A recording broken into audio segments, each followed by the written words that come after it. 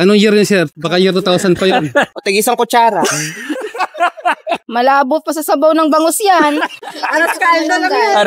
Mga boss, may isa na namang tanga na sumulpot sa gobyerno. Sabi ni DTI Secretary Cristina Roque, kasya na daw ang 500 piso para sa Noche Buena. Kung 2,500 pesos, makakabili na kayo ng ham, makagawa ka na ng macaroni salad, makakagawa ka na rin ng spaghetti. Depende rin po yan kung ilan yung tao kakain. O edi sige, sukatin natin kung kasya ba talaga 500 piso para sa Noche Buena.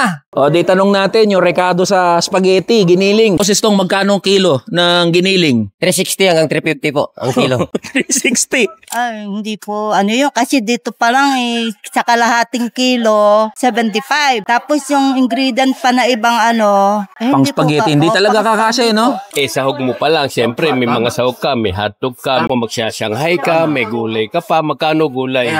500 piso, kasya na daw sa Noche Buena. Mahirap, sir. Mahirap. Di magkasya. Mga pambili pala ng yun. Ingredients. Oh, ingredients pa lang. Anong year yun, sir? Na ano nila? Baka year 2000 pa yun. Kasi sahog pa lang, baga na. Sahog pa lang. Sibuyas, 200 per kilo na. Isang kilong sibuyas pa lang, 320 na eh. Pambili mo pala ng cake Hindi, cupcake, lemon square. Negative yun, sir. Panglugaw lang yun. Aras kain na lang yan. Sabi niya, may spaghetti, may macaroni, may ham. Malabo pa sa sabaw ng bangus yan. Wala kang mabibili doon. Ano lang mabibili mo doon? Ano masasabi mo kay Secretary? Siya na lang sumubok siguro. Grabe naman yun. Pang isang tao na lang yun. Sabi niya, kasya na, spaghetti, macaroni, may ham pa. O tig-isang kutsara. Anong masasabi mo sa kanya? Kulang na kulang po yung 500. Nilinaw niya pa kanina, kasya daw eh. Hindi po talaga. Hindi. Sana abot yung 500 piso, sir.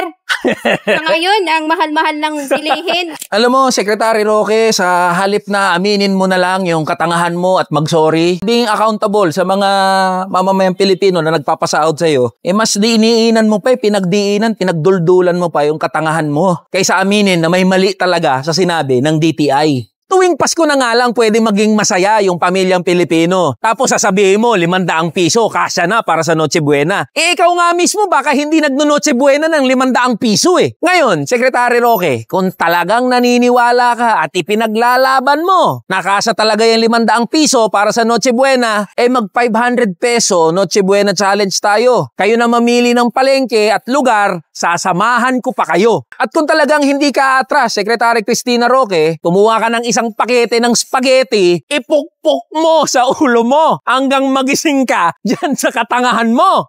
Tara na, kamanggagawa. Secretary Cristina Roque, may alam mo kung mura,